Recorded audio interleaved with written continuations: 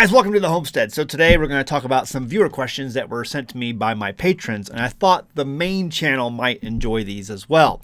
So I went ahead and placed my order for some Shepherd's Crook coffee today because I was like running low, and I'm like, I gotta get coffee, and I don't like buying the stuff at the store. I'd rather support a family home-based business right here in the Ozarks. I first met these guys when we were over at the Homesteading Expo a couple of years ago, probably, maybe 2 or 3, whatever it was. And then this year they had some excellent home brew or cold brew coffee that they were serving because it was hot outside in the middle of summer. It was some blazing heat, and the cold brew was awesome. Leave a comment below if you tried some of that at the expo this year, if you were there.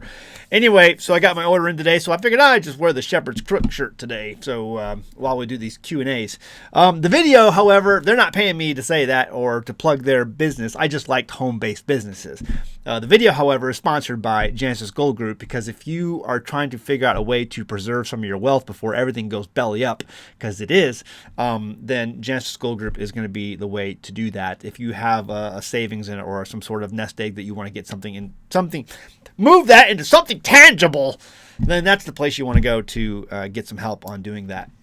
So here's the questions I've got today. Let's just jump right into it. So the other day on Patreon, I basically asked some of my patrons, hey, what do you guys want to see? What do you guys want to know?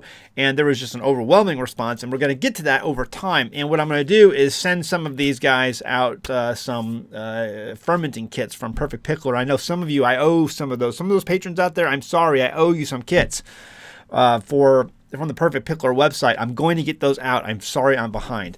So here's the deal. Gerald asked about reloading advice, experience, or tips. And so most of you guys know I'm a gun owner. Obviously, I'm part of the AK Operators Union, Local 4774. This is a great YouTube channel, by the way. If you haven't subscribed to it, you should.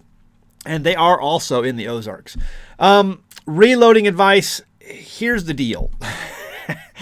I don't like reloading. I never got into reloading. I don't think that there's a prepper benefit to this, and some of you guys are going to throw a conniption fit at my comment on that. And that's fine. We can agree to disagree. Here's the deal. If the sheep manure hits the rotating oscillator, then you're not going to be able to get components, okay? If you can't go to the store to buy ammo, you're not going to be able to go to the store to buy components. Well, Zach, I'll just stock up on components. Okay, well, I'll just stock up on ammo. That's the way. I mean, the reality is one way or the other, sideways, you're just not going to be able to get the information or to get the stuff you're going to need to reload. And so at some point, you're going to run out of a component, and you're going to need more, and you're not going to be able to get it. So instead of sinking a whole bunch of money into a bunch of equipment and components, because, I mean, you're going to buy the components, but you're also going to buy all this equipment, then you can be putting that money into like food or ammo or other things that you're going to need, training. I'd rather spend the money on that than reloading equipment that you're going to have to feed constantly through some sort of, system that's going to provide you components. So I don't see any benefit to getting into reloading. It's a great hobby. It's fun, and I've seen some of those little kits that you can do like individual bullets with like a hammer, you can do one at a time. It's like a kit that's like a small kit. You can do like 9mm or maybe whatever, round you want to do, caliber you want to do. I think those are kind of neat, and it's a neat hobby, but don't kid yourself to think that when the sheep manure hits the rotating oscillator that you're going to be able to reload into infinity, because you're not. Okay. So I'm not getting into that. And it's just something I'd rather put money into. That's my opinion. Please leave a comment below and flame away. I can take it. I got some broad shoulders, and I've just had my coffee this morning, so I'm okay. Okay, favorite hand tools. Jennifer, that was by Gerald. So Jennifer says, favorite hand tools, indoor and outdoor for off-grid life. I figured I'd just go ahead and post this whole thing rather than just, pick and choose. Favorite hand tools, indoor and outdoor for off-grid life, too many times I find that people are recommending the same old things and just recommending that you plug it into a generator. I agree. How about some good old-fashioned tools like our forefathers and foremothers used, both kitchen type and handyman type, brace bit, rotary egg beaters, reel mower, etc., and maybe some brand recommendations. Here's the deal. So, yes, you can do some of these old tools.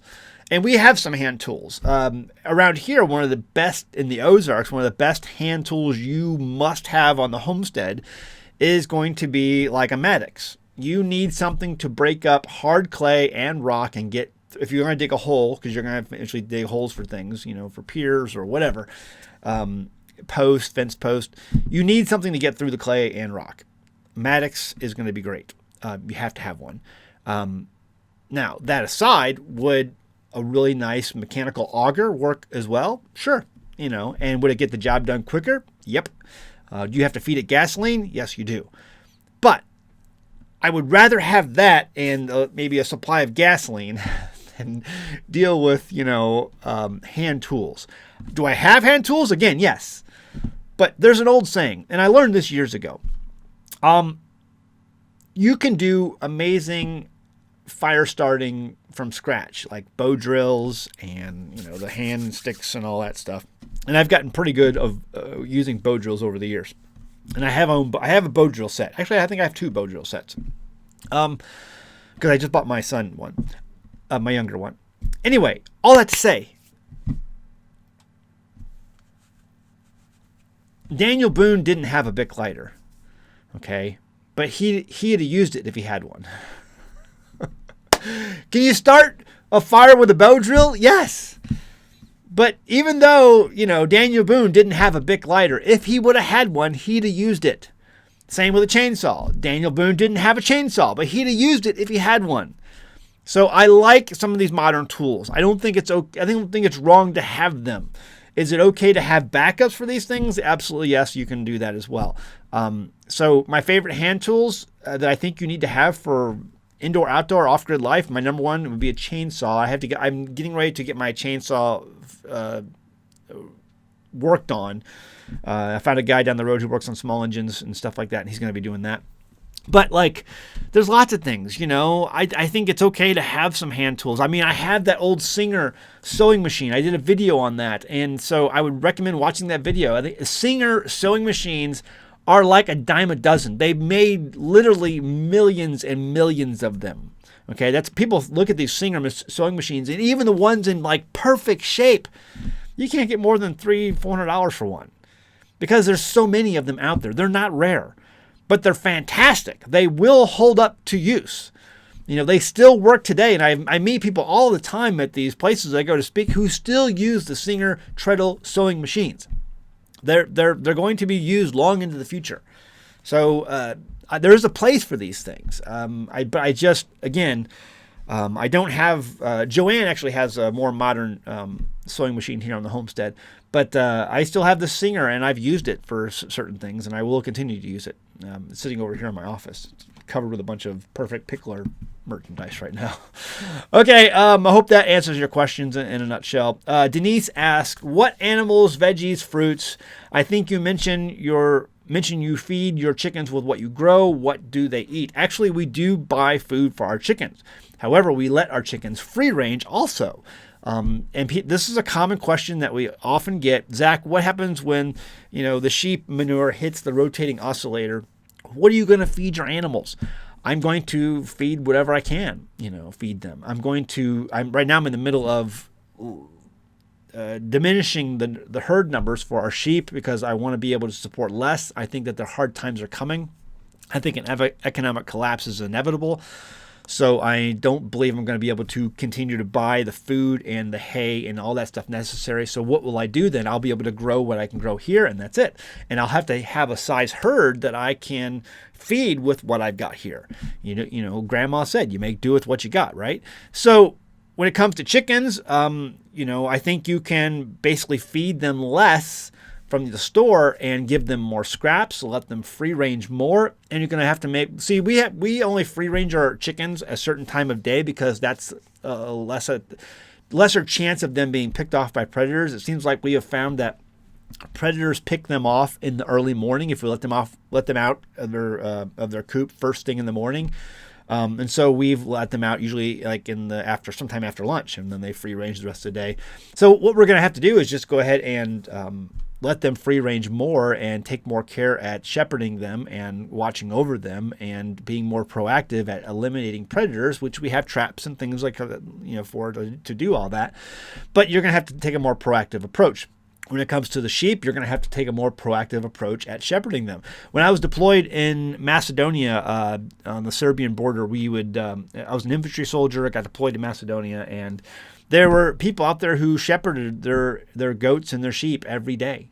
I think they were mostly sheep, but they would move these huge flocks down from the hills where they had their villages, and they would come down to the valleys, and they would shepherd them. And mostly they were done by shepherd girls, and they would just bring their flocks down, and they'd stay with them all day long, and then they'd flock them or herd them back up to the hills and to the villages where they lived. And that was something they did every day. And that's something we've gotten away from. We just let them out because everything is fenced in.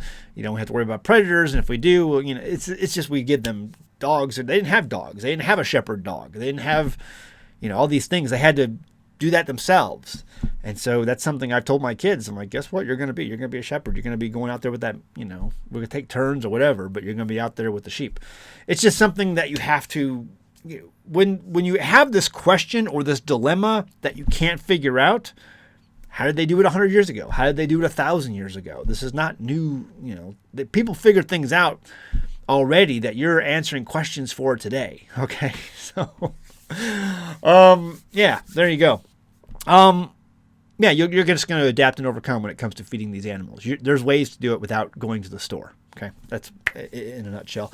Nano Wink, patron, says, how do you get everything done in a day? Prioritizing and time management. I don't get everything done in a day.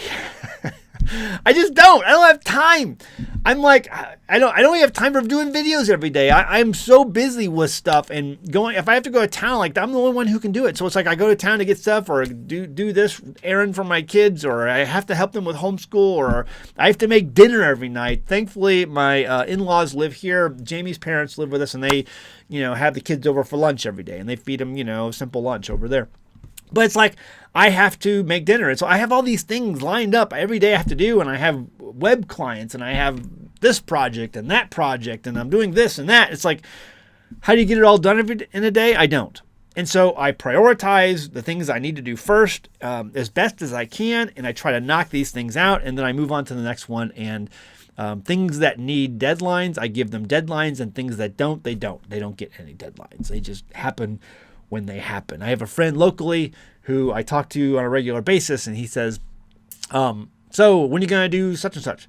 It's on the list. And he has turned, because I've been saying this for years, it's on the list to whatever it is. And he says, oh, you mean it's in the book? Because now that list is so large, it's now turned into a book. And that's basically correct. It's in the book. When I get to it is when I get to it. And there's certain things on that list or in that book that at some point, hopefully, I'll get to him. And, there's always things that go on in life that never get, addressed or done. It's just you do what you can with the time you got. Okay. If you have questions, you can go over to Patreon. You can join my patrons and over at patreon.com/AnAmericanHomestead. Link is in the description below. If you have a question, I'll try to get to it as best as I can. I'll come out with some more of these. If you enjoyed this video, please give it a thumbs up. I'll do more of them. I have tons of questions that were left in that thread over at patreon.com, and I'll get to them as I get to them. And, as my list allows, I'll try to get to those things. But leave a comment. Let me know if you can relate to any of this stuff. I'm sure I'll get some mean and angry, hateful comments about the reloaders. But that's just how I feel about certain things. But if you have a comment about anything I've talked about here, or if you have a question, leave it below in the comments. But I'll probably try to get to the ones over at the Patreons, at the Patron page first. So join over there and add your question to the list, to the book.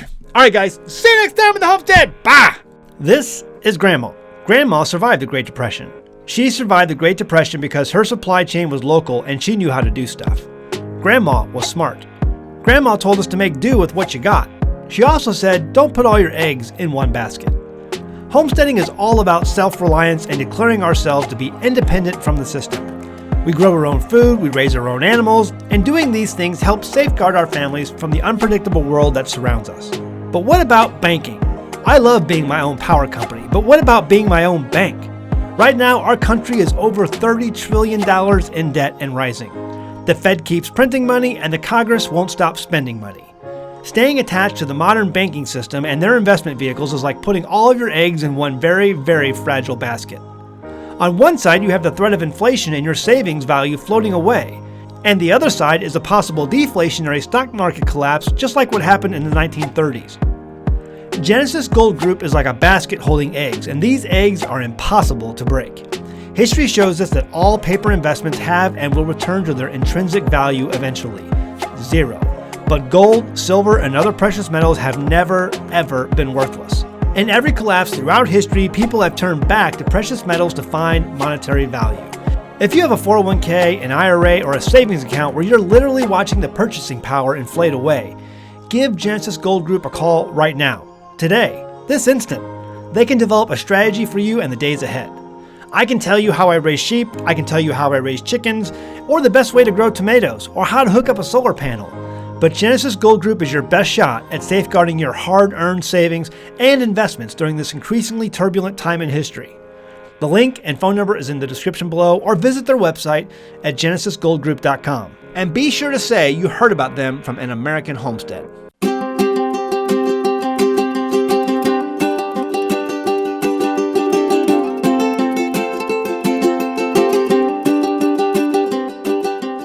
Hey guys, did you know you can become a patron of An American Homestead? They get access to private videos, and we send them gifts from the homestead that we make here on the homestead. And we also enter our patrons into special giveaways that are only available to them. And before you go, please check out these other great videos. Go ahead, click. I'll wait.